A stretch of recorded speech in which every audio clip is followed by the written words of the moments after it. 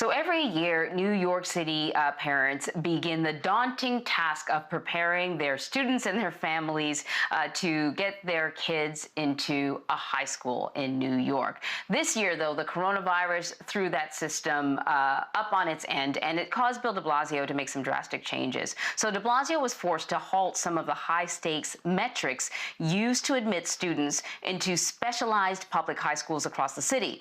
And now, many are calling for those metrics to be removed for good, hoping it will help integrate one of the most segregated education systems in the country. So we want to bring in Eliza Shapiro to explain this complicated system.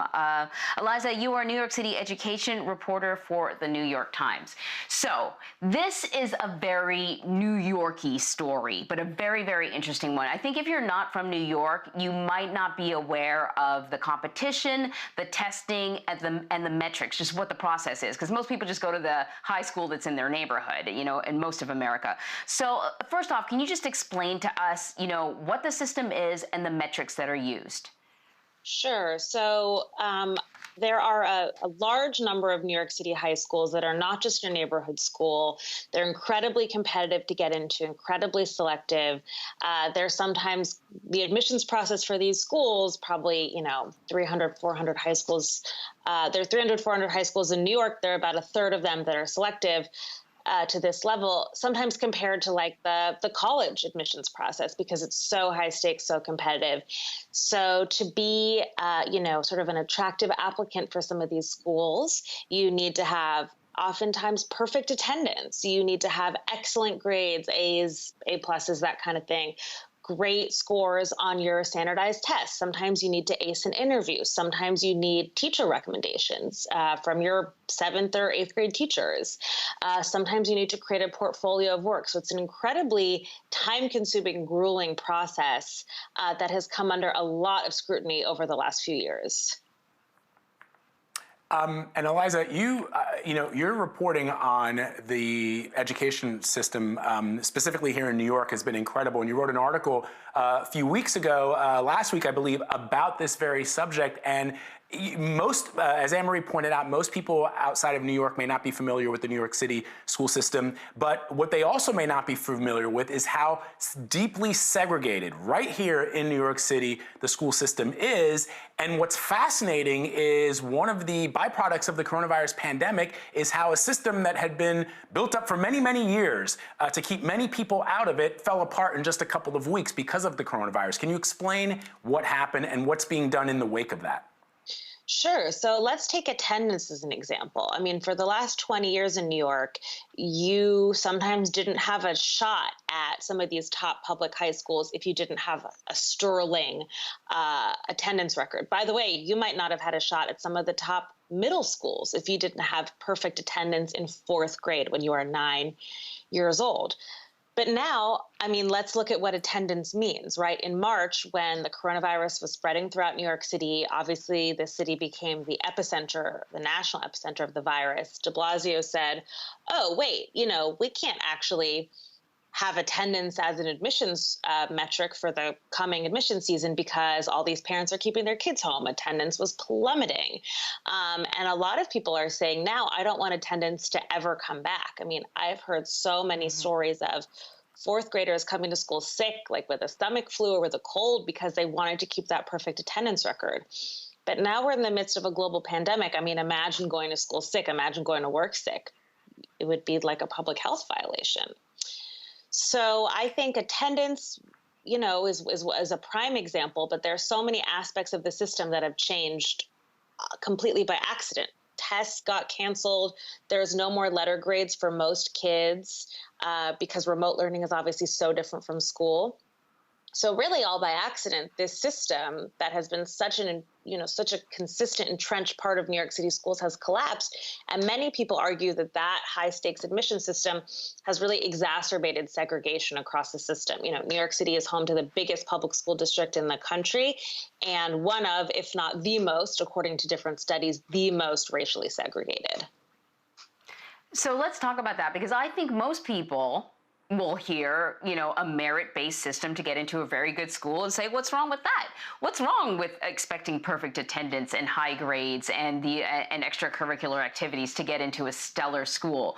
On paper, it sounds really good, but in reality, what has it resulted in when it comes to the New York school system in terms of its population, and why? What went wrong with this, what seems like a lofty idea?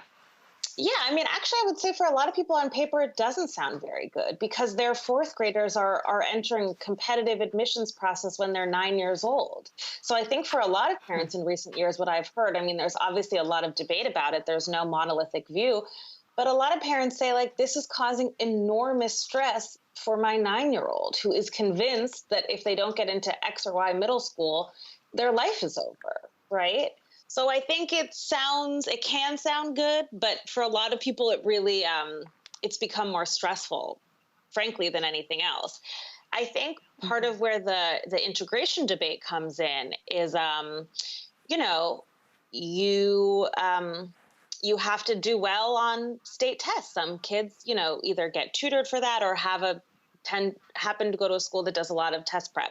To get into the specialized high schools, including Stuyvesant and Bronx Science, some of the big name schools here, you have to take a single one-day high-stakes standardized test for which almost everybody who takes it preps. And prep can be months or years long, and it can be very expensive depending on what kind of test prep program you go to.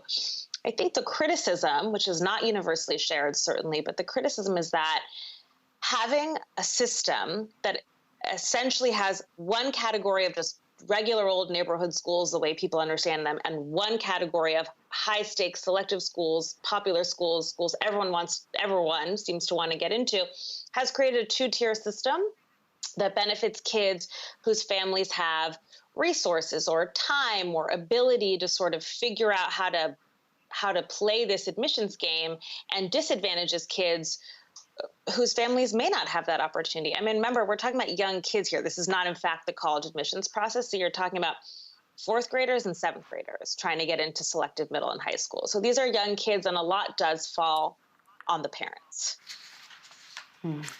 And, Eliza, you've also, the New York Times and you and others at the Times, Nicole Hannah-Jones, have also talked about this weird thing. Anne-Marie pointed it out, that in many parts of the country, you go to the school that's in your neighborhood. But in New York City, that's not always the case. Sure, there are families that crowd into a particular area code, a particular zip code, so that they can go to an elementary school or junior high school that they think is one of the better ones in the city. But there are also, we've seen stories of reverse busing. In other words, families of means who are living in up-and-coming neighborhoods that they've gentrified, sending their kids out of those gentrified neighborhoods into schools that are in neighborhoods that are already long since gentrified. Can you explain a little bit of that?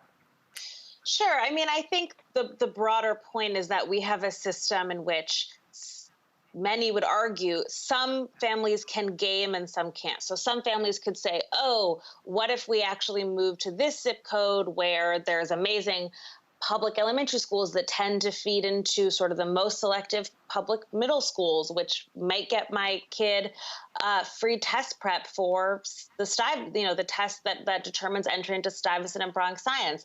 But I think what the argument comes down to is, is a system was created in which kids could go anywhere across the city for high school in the name of equity and diversity. You couldn't be limited by potentially mediocre schools in your zip code. You could travel across the city, as many, many kids do, if you were qualified to go to a great school. But in reality, that sort of system of school choice has created haves and have-nots. I mean, some people would say that's life. But others are saying for young kids in particular, that just doesn't feel fair because so much is reflected upon, can your parents figure out the system? Can your parents go to an open house and wait online at an open house for hours and see what the school's like? Can your parents get you into test prep? Can your parents make sure you're at school on time every day? If you're homeless or you're traveling across the city or your parent works 2 jobs, it might not be that easy actually to get to school on time every day. So there's many, many factors in this massive school system in which 70 of the kids are Black and Hispanic, 75% of the kids are poor. It's not as easy as, oh, you're qualified, so you go to a good school. I think that's the argument here. Eliza, your reporting is it's mind-blowing. It's really good stuff. I encourage people to sort of dig it up if they haven't seen it from the very, very beginning. It's very interesting how this pandemic has put a wrench in business as usual for so many of our institutions, but we figured out a way. We're all working from home, or many of us are, so perhaps they will figure out a way to make more people happy with this system, or break the system and rebuild it. Eliza Shapiro, thank you so much for spending time with us. Thank you.